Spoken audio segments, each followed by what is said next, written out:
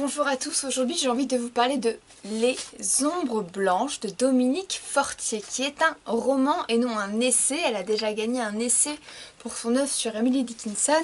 Cette fois-ci, elle a écrit un roman sur la publication des œuvres d'Emily Dickinson. Alors, tout d'abord, qui est Emily Dickinson? Et oui, qui est Emily Dickinson? On me dit dans l'oreillette que beaucoup de monde le savent, mais que quand même il faut le dire. C'est une poétesse américaine du 19e siècle, extrêmement connue, pour plusieurs raisons. D'abord parce que c'est une femme née en 1830, il fallait le noter, 10 décembre 1930, morte le 15 mai 1986, 55 ans. Et elle a vécu toute sa vie reclus dans la maison familiale. Voilà. Et à partir du moment où son père est décédé, elle a vécu habillée tout de blanc. C'est pour ça que j'ai mis un petit blanc ce soir.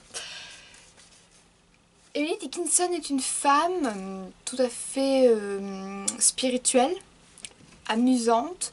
Je n'irai pas jusqu'à dire affable, du moins pas avec tout le monde, mais elle entretient beaucoup de correspondances.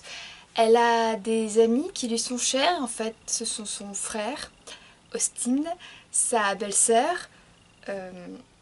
Alors, là, il m'a fallu un pense-bête. Donc, Emily Dickinson, elle a un frère, Austin, qui est marié à Suzanne. Mais Austin, il a une maîtresse qui s'appelle Mabel, qui elle a un enfant qui s'appelle Millicente.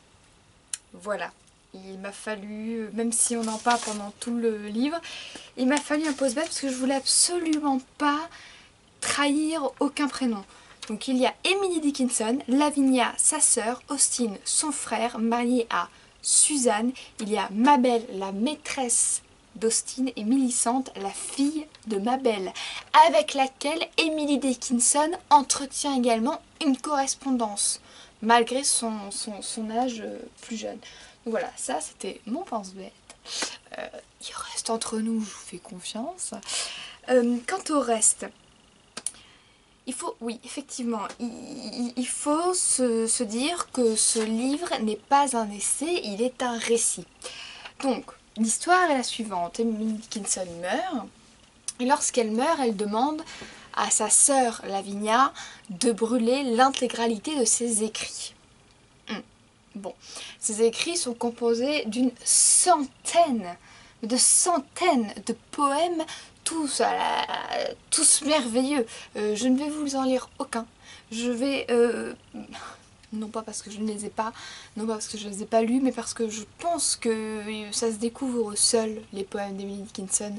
Je crois que Lavinia, en faisant le choix de publier sa sœur contre son gré de femme décédée, là, grande question, jusqu'où va le pouvoir des morts? Je crois qu'elle nous a fait le plus beau des cadeaux, parce que grâce à elle est née,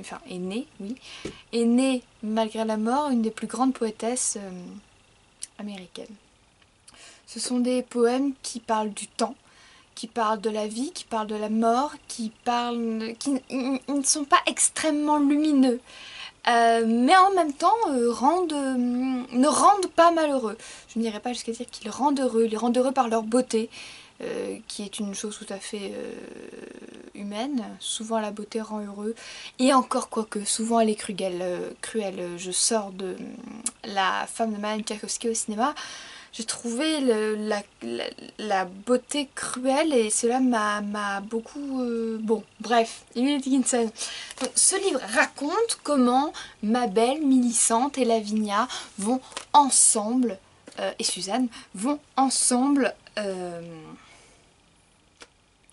faire vivre Emily Dickinson alors qu'elle vient de mourir. Et ça, je trouve que... putain, c'est remarquable. Je trouve ce livre génial. Alors, au début je surligne, au début je mets des post-it, et puis après j'arrête parce que bon, je corne des pages, et puis je me laisse emballer. Je me laisse emballer parce que c'est un livre qui m'a...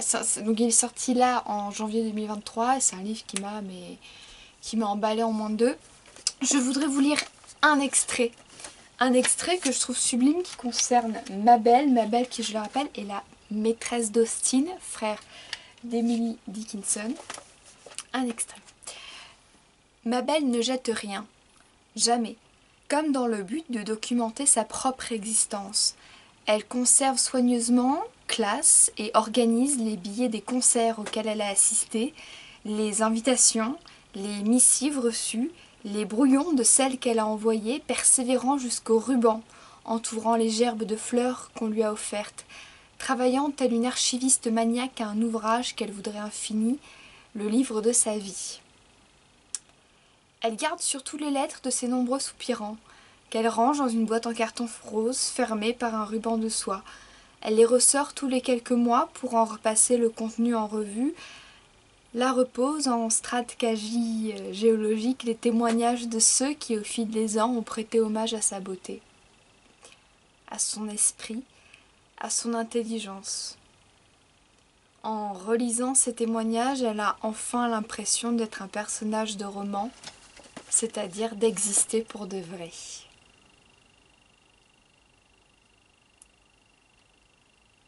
L'impression d'être un personnage de roman qui donnerait l'impression d'exister pour de vrai, c'est une phrase qui m'a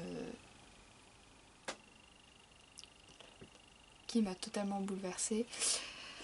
C'est un livre qui n'est pas bouleversant, c'est un livre qui est joyeux, c'est un livre qui parle également du couple, de l'amour, de la poésie, de l'écriture, et qui parle de... Bon, vous voyez, je l'ai bien abîmé en quelques temps, hein, parce que je l'ai lu, parce que je l'ai relu, parce qu'il y a des phrases importantes dans ce livre, et que je trouve que Dominique Fortier a fait un travail tout à fait magnifique. Allez hop, je le remets à côté de Nicolas Caro. J'espère qu'il va pas tomber. J'espère que je vous donne envie de découvrir ce livre, que je vous donne envie de découvrir le travail d'Emily Dickinson, et j'espère également que je vous donne envie de lire, tout simplement. Et de vous abonner à ma chaîne YouTube. Abonnez-vous, voyons. Qu'attendez-vous, hein? N'hésitez pas à partager cette vidéo. N'hésitez pas à la commenter, à la faire vivre, à me dire si vous l'avez acheté, ce que vous en avez pensé, si vous aimez ou non d'Emily Dickinson. Vivons ensemble, cette vidéo n'est pas faite pour que je partage toute seule. Dans le mot partage, il est à la l'idée de transmission à deux, enfin vous voyez ce que je veux dire. Moi je vous dis à tout bientôt avec une prochaine vidéo, et en attendant je vous souhaite une excellente soirée, journée, et vous pouvez reprendre une activité normale. Oui, j'ai les guignols de l'info dans la tête juste là maintenant. Mouah, à bientôt.